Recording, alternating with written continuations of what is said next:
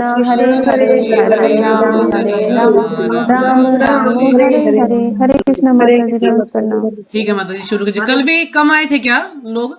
आज जैसे कम आए हैं? नहीं, पूरे हो जाएंगे अभी थोड़ी देर में, 8:30 पे। अच्छा अच्छा, ठीक है, ठीक है, शुरू कीजिए। मतलब प्रार्थना करते हैं। ठीक है। ओम अज्ञानतिमिरान्धस्य ज्ञानाञ्जनशलाकया चक्षुरुन्मीलितं येन तस्मै श्रीगुरुवे नमः।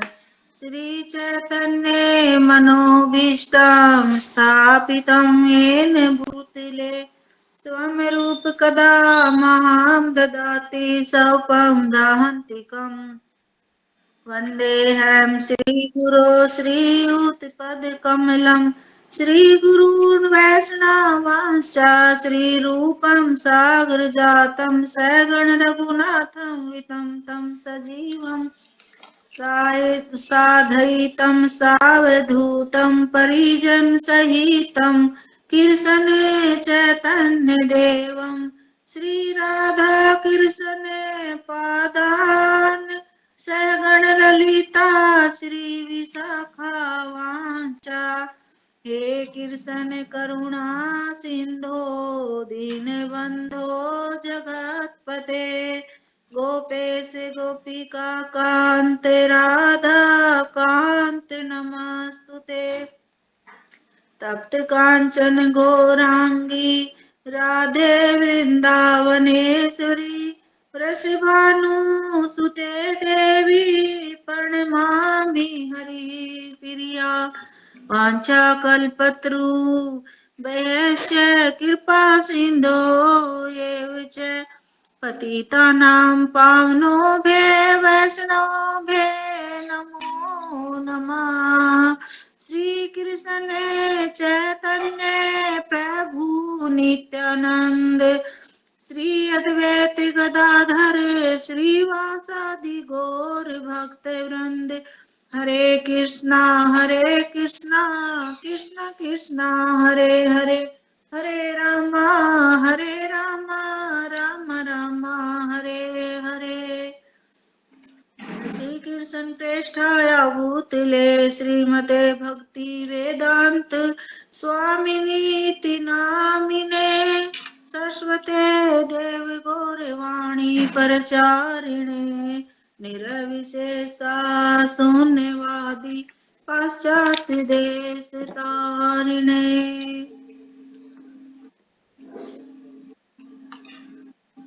हरे कृष्ण माता जी, शुरू करती हूँ मैं, कोशिश करती हूँ। ठीक है माता जी, थोड़ा पीछे से ले लेते हैं और फिर आगे शुरू करते हैं। पिछले कल माता जी ने वैसे तो बहुत अच्छे से बताया था, पर थोड़ा सा रिमाइंड के लिए बता देती हूँ। जैसे कि यहाँ बता रहे हैं कि कृष्ण भावनामृत के इन सारे सिद्धांतों का अध्ययन करना होता है। हमें न तो चंचल होना चाहिए और न समय गंवाना चाहिए। यदि कोई यह ज्ञान पाना चाहता है तो उसे तपस्या करनी होगी। जैसा कि पहले कहा जा चुका है कि तपस्या का शुभारंभ ब्रह्मचार्य या सीमित यौन जीवन है। भौतिक आकर्षण की धुरी काम वासना है, जो न केवल मानव समाज पर लागू होती है अपितु पशु समाज पर भी लागू होती है। गोरिया तथा कबूतर दिन में 300 बार संभोग करते हैं, यद्यपि वे नितांत शाकाहारी होते हैं। लेकिन शेर जो शाकाहारी नहीं होता, वर्ष में एक बार ही संभोग करता है।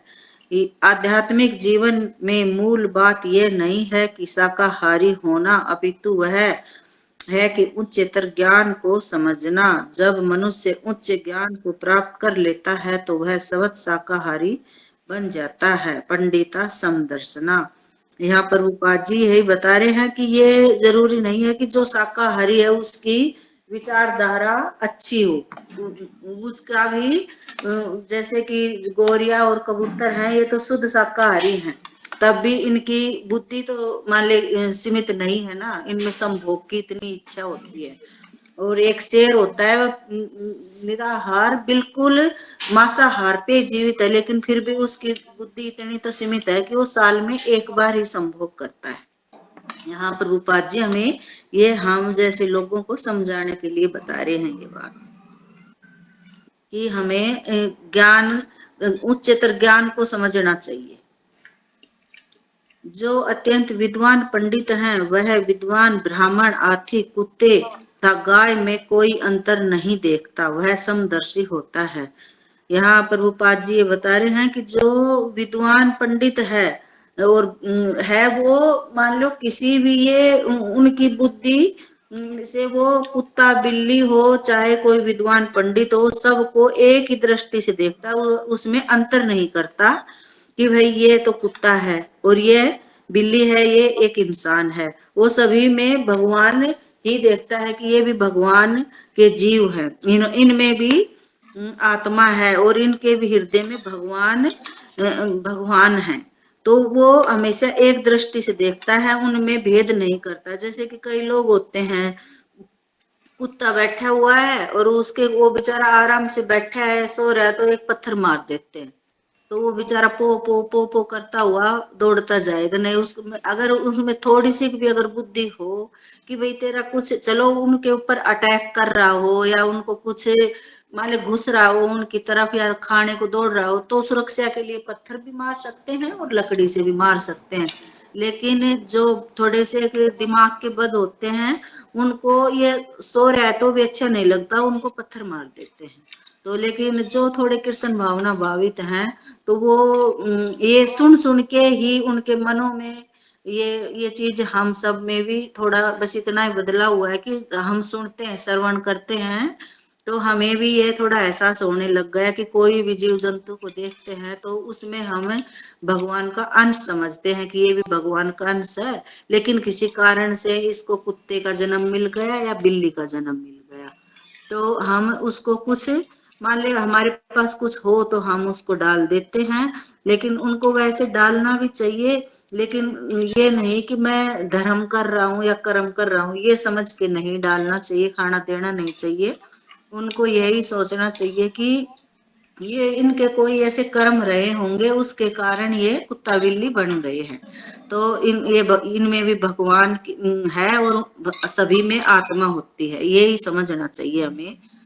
तो माता जी अब आगे शुरू करते हैं। वास्तव में हम मांसाहारियों तथा माता जी शाकाहारियों में ये भेद कौन नहीं से अध्याय में आता है? ये श्लोक मुझे बिल्कुल याद नहीं है। ये मैंने एक्सप्लेन किया था कि कुत्ते बिल्ली संभोग के मतलब ये करते हैं कि एक दृष्टि से देखते हैं।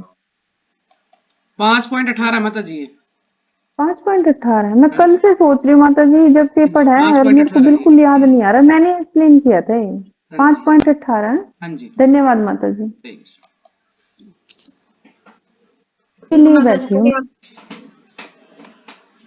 वास्तव में हम मांसाहारियों तथा शाकाहारियों में भेद नहीं रखते क्योंकि गाय या मेमना जिस घास को खाते हैं उसी में भी उनकी तरह जीवन होता है, किंतु ईसोपनिषद में दिया गया है कि वैदिक आदेश हमारा पथ प्रदर्शक होना चाहिए। ये मांसाहारियों तथा शाकाहारियों में भेद नहीं रखना चाहिए माता जी। ये है 3 भगवत गीता का 3.13वां श्लोक में है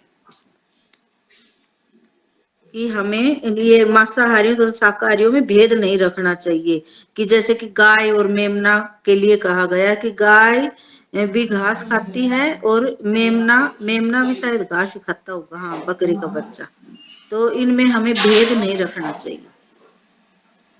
वैदिक साहित्य के अनुसार इनका पथ दर्शक ये है कि श्लोक है इस उपनिषद का, ईशावासे मी पदम सर्व एति कंच जगतयाम जगत तेन तयेक तेन भुजी था माघर्दे कस्य शिवते धनम।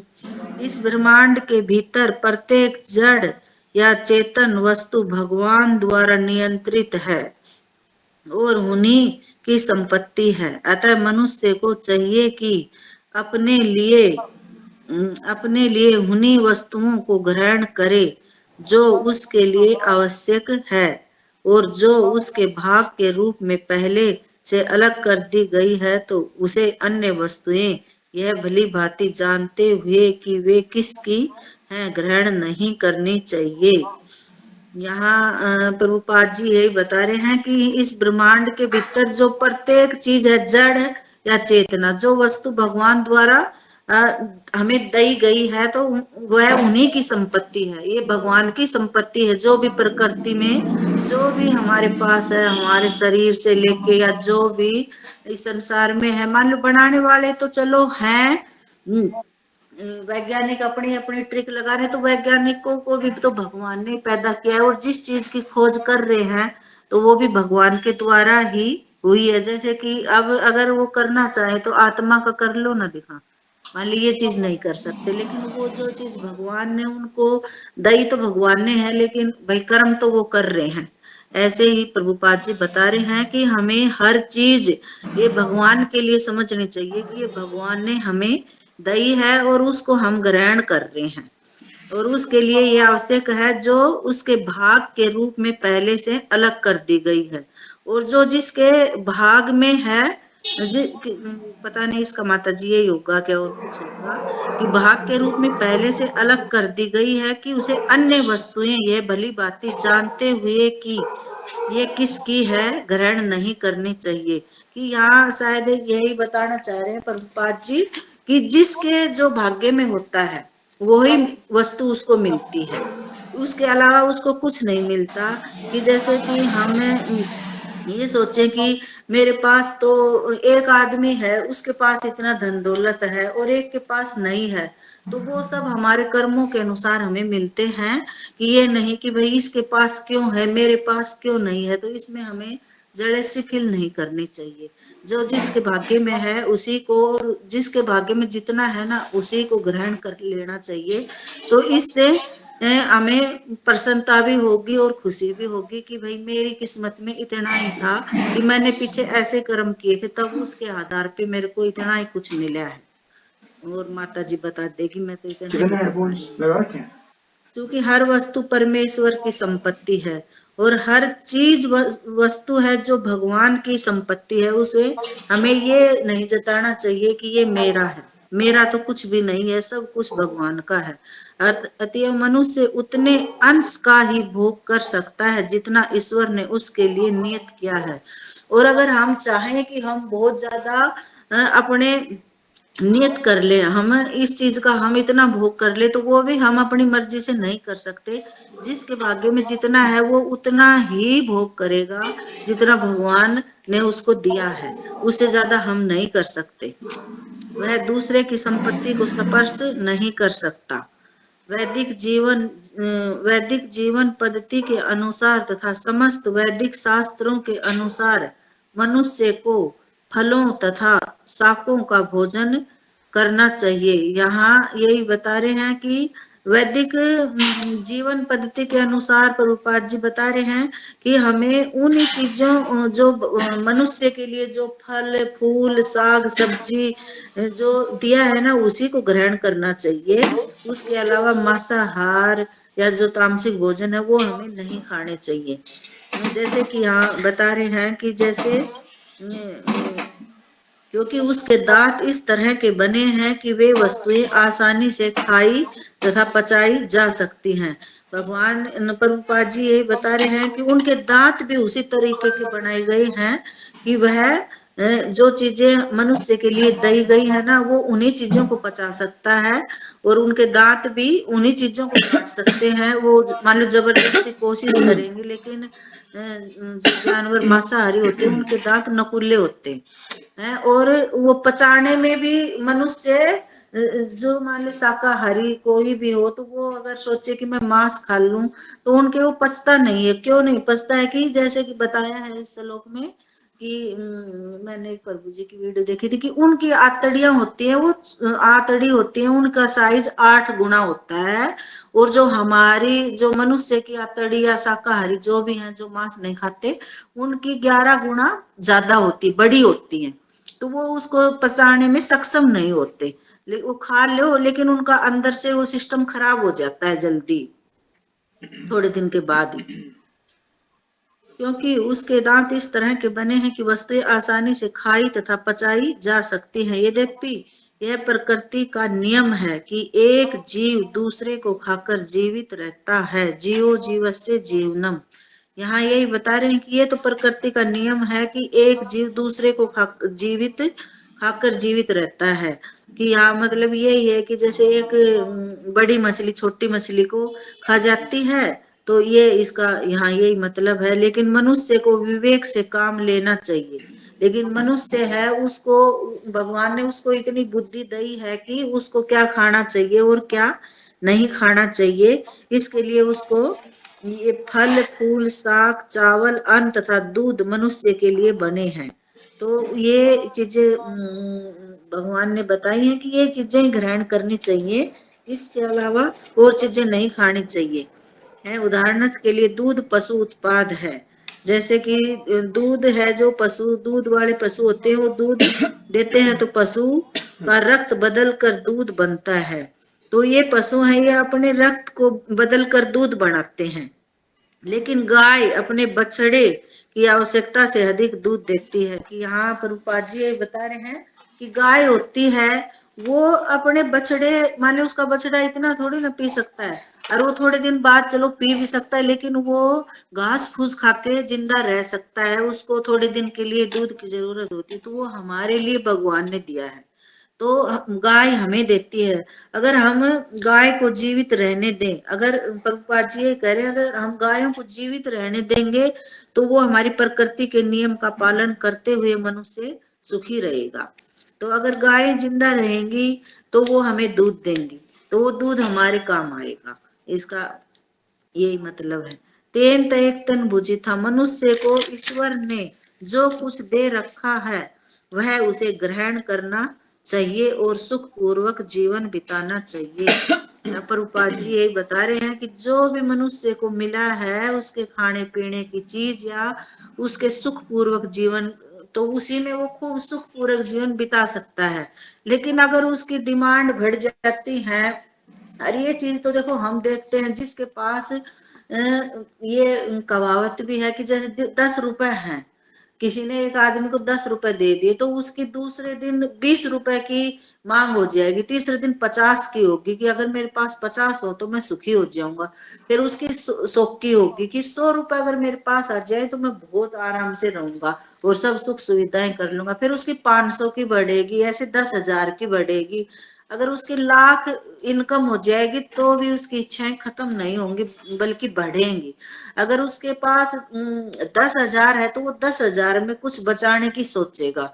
लेकिन उसके पास 50,000 हो गए ना, तो उसके पास नहीं बचेंगे, क्यों? उसकी डिमांड इतनी बढ़ जाएंगी उसी हिसाब से। तो ये प्रभुपाद जी ये कहते हैं कि अपना जो है उसी में अपना सुख पूर्वक जीवन बिताना चाहिए, ज्यादा अपनी इच्छाएं व्यक्त नहीं करनी चाहिए। जितना है उसी में भगवान को अर्पित करके, जो भी काम करे भगवान को अर्पित करके और तब करे, और जो भी खाए वो भगवान को भोग लगा के खाए।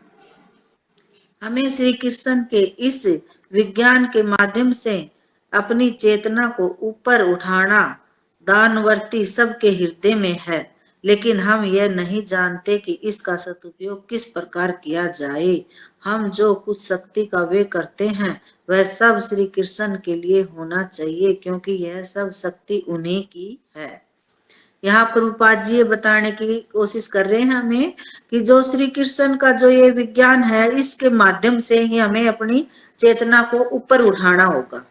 कि ये भी एक विज्ञान ही है कि जैसे कि हम दान करने की तो सभी की इच्छा होती है, लेकिन वो दान करने की इच्छा कैसे होती है कि मेरी ये इच्छा पूरी हो जाए तो मैं इतना दान करूंगा, मेरी ये फलानी चीज की इच्छा पूरी हो जाए तो मैं इतना दान करूंगा। तो ये इच्छा ना होके और हम ऐसी इच्छा करें कि जो भी कुछ करें हम भगवान के लिए करें, कि ये दान मैं भगवान के लिए कर रहा हूँ, तो वो कृष्ण भावना भावित हो जाएगा वो दान, तो वो भगवान के लिए होगा। लेकिन वो जो हम करते हैं अपने बच्चों के लिए या और अपनी इच्छा के लिए, तो वो भगवान के लिए नहीं होगा, वो होगा कि हमारी खुशी के लिए, वो भगवान की खुशी के लिए नहीं होगा।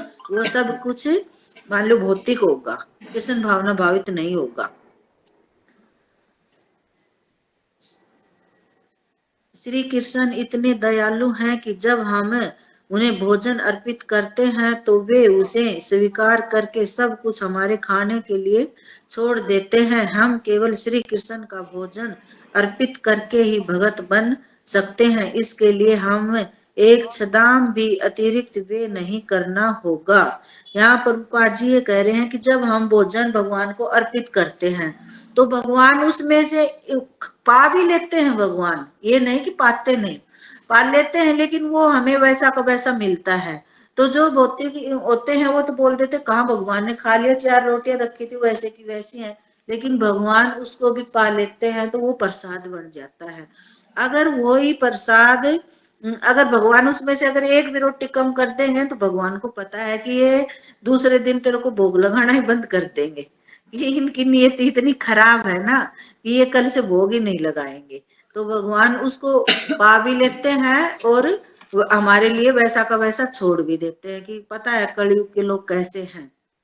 और इसमें एक यहाँ पर स्टोरी भी है ना माता जी, आपको पता हो तो स्टोरी भी सुनाइएगा। कौन सी माता जी? एक बच्चा जब भोग लगाता है, वो उनका नाम याद नहीं है मुझे, भोग लगाता है ना बार हाँ बार, तो माता जी वो आज ही मैंने सुनी थी। हाँ आज वही स्टोरी आज सुनाना इसमें। आज उनका वो है ना तिरोभाव, रघुनाथ गोस्वामी महाराज। रघुनाथ अलारनाथ की है ना माता जी ये कहानी? रघुनाथ गोस्वामी की भी है, एक और हाँ भी जी, है। अलारनाथ की आपने सही याद दिलवाया, अलारनाथ की कहानी है। नहीं माता जी आज रघुनाथ की भी मैंने सुनी थी, एक आज का उनका तिरोभाव था। अच्छा जो अच्छा। आपको सुनी थी वो सुनाइए। हाँ पर जो आज मेरे को सुनिए वो इतनी सुनाइए आप। पर मैंने इतनी ढंग से नहीं सुनी कोई नहीं, मुझे बस मेन मेन बात क्या है, हमें सिद्धांत को समझाना होता है ना, कि भाई अर्थ हाँ क्या है इसका, क्यों हाँ भगवान मेरे ऐसा को दिखता है कि भाई ऐसे कैसा हाँ रखा है, हम सोचते भगवान ने खाया नहीं, तो मेन हाँ सिद्धांत माता जी समझाना वो है। कहानी ऐसे है कि जो रघुनाथ गोस्वामी तो बाद में बने थे। तो रघुनाथ छोटे से की थे, तो उनके पिताजी का नाम भी बताया था उन्होंने जीतामित्र प्रभु ने। ये कल का था उनका तिरुभाव। तो वो बोले कि ये मैं तो कहीं जा रहा हूँ और बेटा तू भोग लगा देना। वो बोले ठीक है पिताजी। तो उसने भोग लगाया। तो उसने थोड़ी देर के बाद देखा तो वो वैसा का वैसा रखा। तब उसने बच्चे ने बहुत ज्यादा वो किया, भगवान के सामने क्रंदन किया कि नहीं भगवान आप पाल लो, नहीं तो मेरे पिताजी आके मेरे को डांटेंगे कि तूने भगवान को अच्छे से कुछ नहीं किया, शायद मेरे से कुछ गलती हो गई तो मेरे को माफ कर दो और मेरा ये प्रसाद पालो। उसने बहुत ही क्रंदन किया। तो भगवान ने सोचा कि चल बच्चा इतना वो कर रहा है तो मैं पा लेता हूँ। तो भगवान ने पूरा प्रसाद खा लिया। तो उसके पिताजी आए थोड़ी देर बाद, बोले बेटा प्रसाद ले आओ। बोले प्रसाद तो भगवान ने पा लिया। बोला पर वो उसके पिताजी भी इतने वो थे कि उन्होंने एक बार भी ये नहीं सोचा कि भगवान ने नहीं पाया होगा। मालूम उनको शंका जरूर हुई कि भाई ऐसे मेरे से तो कभी नहीं पाया, ये हो सकता है या नहीं। मालूम उनके वैसे सब उनके मन में ये भी भगवान पा सकते हैं, लेकिन फिर भी उनको शंका थी कि कहीं बच्चा झूठ तो वो मान लो स्पष्ट प्रभु जी ऐसे बता रहे थे कि ये भी नहीं व्यक्त कर रहे कि भाई कि मैं ये सोचूं, मेरे को ऐसा भी नहीं सोचना चाहिए कि बच्चा झूठ बोल रहा है। लेकिन भगवान पर, लेकिन उसने फिर भी संख्या थी उनके मन में। तो वो एक लड्डू रख के चले गए और कि भाई मैं बाहर जाता हूँ, बेटा इस लड्डू का भोग लगा दो भगवान को। तो उन्होंने लड्डू का भोग लगाया और वो बाहर बस ऐसे थोड़े देखने के लिए कि देखा भोग लगता कैसे लगाता है। तो उन्होंने भोग लगाया तो भगवान ने आधा आधा लड्डू खाया और आधा वापस कर दिया। तो वो देख तो रहे थे। फिर उन्होंने अपने बेटे से खूब वो किया कि भाई आप, बल्कि मैं तो कितने दिन से भगवान को वह कर रहा हूँ, प्रसन्न करने के लिए भोग लगा रहा हूँ, लेकिन भगवान ने मेरा तो कभी नहीं पाया और आपने इतना जल्दी एक बार में ही आप बल्कि मेरे गुरु हो। तो वो दोनों कि भाई आपके हाथ से भगवान ने पा लिया, आप कितने मान ले वो पवित्र हो। ऐसे करके मेरे को पूरा अच्छी तरह माता जी बताना नहीं आ रहा है। तो फिर वो जाते हैं किसी गुरु के पास, वो जो उनके पिता के गुरु थे ना उनके पास गए। तब बोला कि भाई ये मेरे गुरु या मैं इनका गुरु, उनसे पूछने लगे। तब फिर उन्होंने कहा कि नहीं, उनसे ही पूछा उनके पिताजी से कि भाई बताओ कि आप इनके गुरु हो या ये आपके गुरु हैं, आपका बेटा। जब बोले मेरा बेटा मेरा गुरु है, कि मेरे पिता ये हैं क्योंकि इन्होंने माले भगवान को अपने हाथों से प्रसाद पुआ दिया। लेकिन मैं तो इतने दिन से भक्ति कर रहा था, लेकिन मेरी भक्ति इतनी शुद्ध नहीं थी, तो यही बड़े हुए ना मेरे से। हरे कृष्णा माता जी, और अच्छे से आप समझा देना मेरे को। मान लिया आज मैंने ऐसे ही वो चला लिया तो वो आ गया था, तो उन्होंने 6 उनका तिरोभाव था कल, तो फिर आज ही चलाया था, वो आगे आ गया तो मैंने चला लिया था, तो वैसे पोछा लगाते लगाते सुनी थी, इतने ध्यान से सुनी भी नहीं। ठीक है माता जी, बस अब थोड़ा सा बचा है, अब आप कर दो, अच्छे से कर दोगे।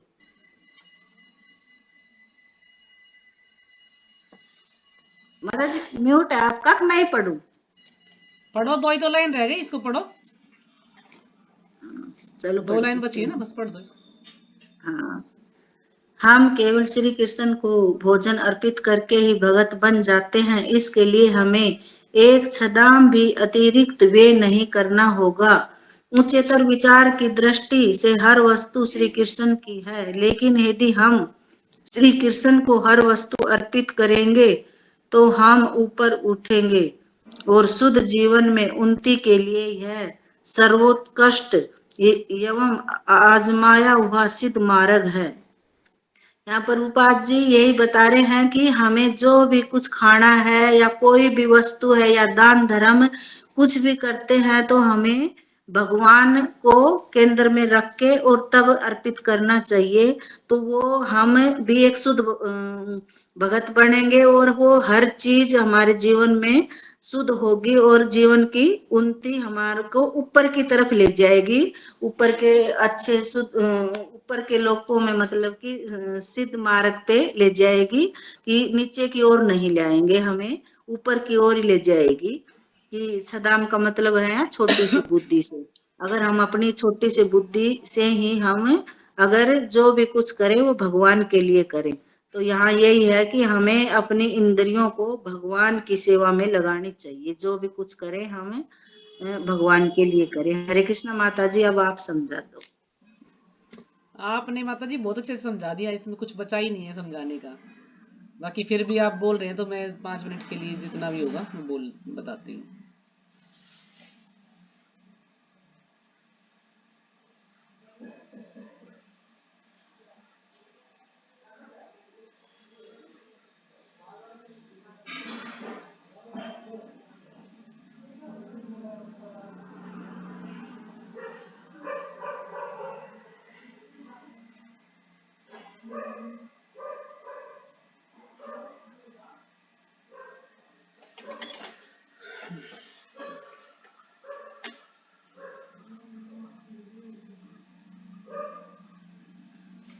तो ठीक है, इसमें आज हम पढ़ते हैं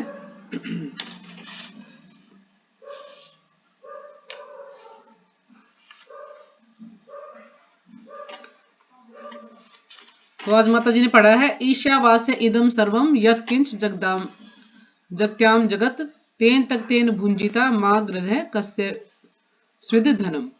यानी ये जो श्लोक है ये ईशोपनिषद का श्लोक है, मंत्र 1। और इसमें जो भगवान बता रहे हैं कि जिसके भी हिस्से का, जिसको भी जो कुछ भी मिला है हमें उसी में संतोष रखना चाहिए। हमें जो भी धन मिला है या हमें जो परिवार मिला है या जो भी हमें शरीर मिला है, जैसा भी है हमें उसी में संतोष करना चाहिए। हमें ये नहीं सोचना चाहिए कि अरे दूसरे को तो इतना अच्छा मिला है, मेरे को अच्छा नहीं मिला, मेरे पास ये कमी है, उसको ये चीज अच्छी मिली है, या उसके पास धन ज्यादा है मेरे पास कम है, मैं गरीब हूं, कुछ भी है। तो ऐसा कुछ सोचना नहीं चाहिए, क्योंकि भगवान ने इसमें यही बताया श्लोक में कि जिसको भी जिसके हिस्से का जो भी कुछ दिया उसी में संतोष रखना चाहिए। जो और वस्तुएं बच गई उन पर नजर नहीं डालनी चाहिए, अपने में ही संतोष रखना चाहिए कि हाँ बस मुझे कर्म के अनुसार जो मिल गया ठीक है, बाकी जो और वस्तुएं वो किसी और के नाम की है, मेरी वस्तुएं नहीं है, वो जो मेरे भाग में था वो मुझे मिल चुका है। तो जैसे यहाँ पे प्रभा जी शेर का उदाहरण दे रहे हैं, जैसे कबूतर का उदाहरण दे रहे हैं कि जो कबूतर है वो 300 बार संभोग करता है। तो ये बताया जाता है कि कबूतर सबसे ज्यादा संभोग करता है, गौरैया और कबूतर। लेकिन जो शेर है वो सिर्फ साल में एक ही बार संभोग करता है। यानी इससे ये फर्क नहीं पड़ता कि वो मांसाहारी है या शाकाहारी है, तो कम ज्यादा कुछ, वो जिसकी जैसी सोच है या जिसका जैसा तरीका है तो वो हिसाब से कार्य करता है। जैसे जो वो तो बिल्कुल शाकाहारी हैं कबूतर, लेकिन फिर भी वो इतनी बार संभोग करते हैं। तो हो सकता है कि वो जो ज्यादा संभोग करने उसको कबूतर योनि में डाल दिया जाए, है ना। जो नग्न अवस्था में रहना चाहता है उसको पेड़ की योनि में डाल दिया जाता है, जो ज्यादा सोना चाहता है उसको भालू की योनि में डाल दिया जाता है। तो भगवान इतने दयालु है कि जो हम सोचते हैं, जो भी हम चाहते हैं, उसके अनुसार ही हमें शरीर प्राप्त हो जाता है कि इस व्यक्ति की क्या बुद्धि है, क्या सोच है, ये क्या करना चाहता है, उसके अनुसार उसको शरीर मिलता है। तो यहाँ पर यही बता रहे हैं प्रभात जी कि अब सबके पास मान लीजिए जब शेर है तो शेर मांसाहारी है, तो उसको उसी प्रकार के दांत दिए गए हैं, उसी प्रकार का शरीर दिया गया है, इसी प्रकार की जो जैसे माता जी ने उदाहरण दिया आंत जो है हमारे शरीर में, जो आंत है जो उसको पचा सकती है उस भोजन को, तो इस प्रकार से उसको ऐसा शरीर दिया है कि उसके मांस खाने की इच्छा थी तो भगवान ने उसको शेर बना दिया और वो मांस खा रहा है, उसी प्रकार से उसको दांत शरीर सब कुछ दे रखा है। अब जो इंसान है उसको शाकाहारी है वो, या गाय है, जो भी और पशु है शाकाहारी, तो उनको शाकाहारी के अनुसार उनको शरीर दिया गया है, उनके दांत इतने बड़े बड़े हैं जो कि घास खाते हैं, जैसे गाय है, भैंस है, या और जैसे बैल है, और जो भी पशु है जैसे हाथी है, तो उनको दिया। लेकिन जो मनुष्य है उसके दांत इस प्रकार के कि वो शाकाहारी भोजन करे, सब्जी रोटी दूध से बनी वस्तुएं ये सब उसको ग्रहण करनी है। लेकिन अब क्या हो गया कि अब जो शेर है, शेर का कार्य मांस खाना, मतलब इसका स्वधर्म है कि मांस खाना है उसको, तो वो अपने धर्म से हटता नहीं ना, जो उसका कार्य है वो मांस ही खाता है। ये तो नहीं कि घास फूस खाने लग जाएगा, नहीं खाता ना घास फूस, शेर मांस ही खाता है। तो इस प्रकार से गाय है तो गाय मांस नहीं खाती, गाय घास फूस ही खाती है, क्यों जिसको जो चीज दी गई वो उसी में संतोष रखते हैं। ये ऐसा नहीं होता कि गाय मांस खाने लगी या शेर घास फूस खाने लग गया, नहीं, उनको जो दिया गया भगवान ने जो दिया उसी में संतोष है उनका, वो चीज खाते हैं वो।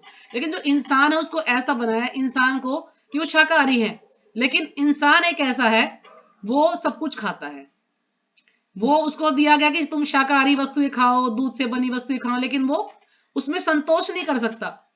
जीव का स्वाद, उसको मांस भी खाना है, उसको दाल रोटी भी खानी है, उसको फ्रूट भी खाने हैं, सब कुछ उसको खाना है, चाहे वो उसके लिए सही है या गलत है। क्यों? क्योंकि वो उसमें संतोष नहीं करता है, सब कुछ खाना चाहता है। तो माता इंसानी, जी, हाँ जी, जो ये दूध बनता है क्या ये पशु के रक्त से बनता है?